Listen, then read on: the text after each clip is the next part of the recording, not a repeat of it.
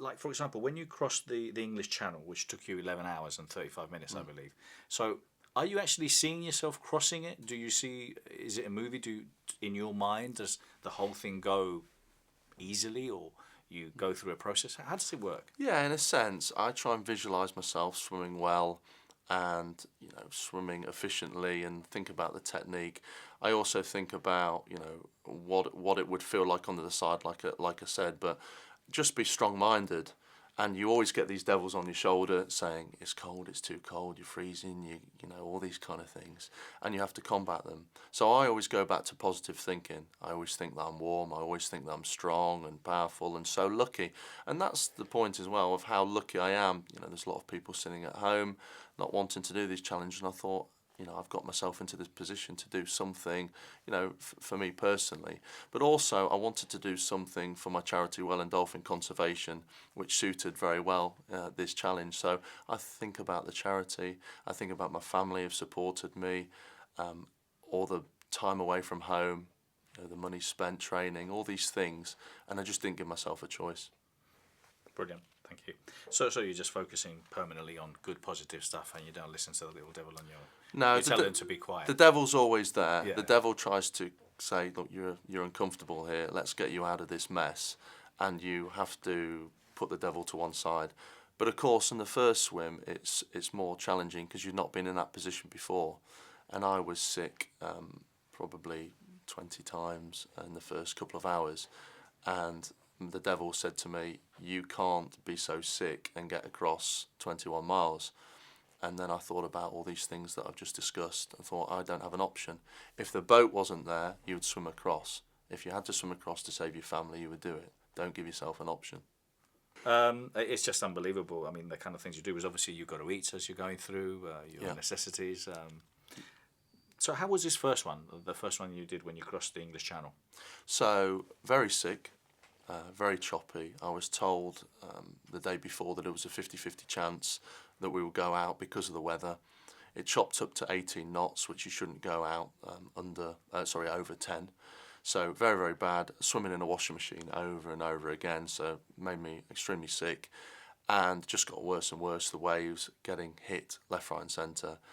When I was 3 miles from the finish, which I knew was 3 miles because somebody told me, which they should never tell you, by the way, in channel swimming, and they said, "You've got 3 miles to go."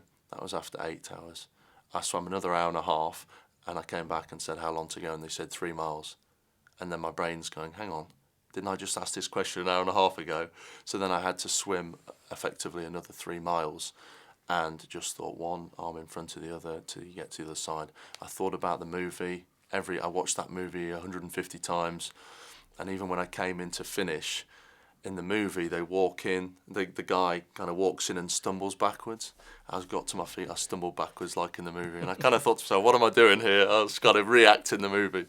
And then I got onto the beach, cleared the water, and just kind of stood there. And a French family came over to me, and a little dog and little kiddie, and said, "Have you just swam from England?" And I said, "Oh, I don't know, I think so." I was kind of a little bit delirious.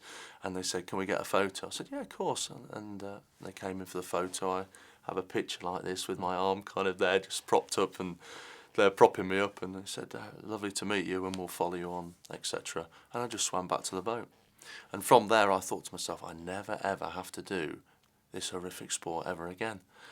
And that lasted for about 5 minutes until I thought, well, what's next? After being sick over the side, getting back onto the boat.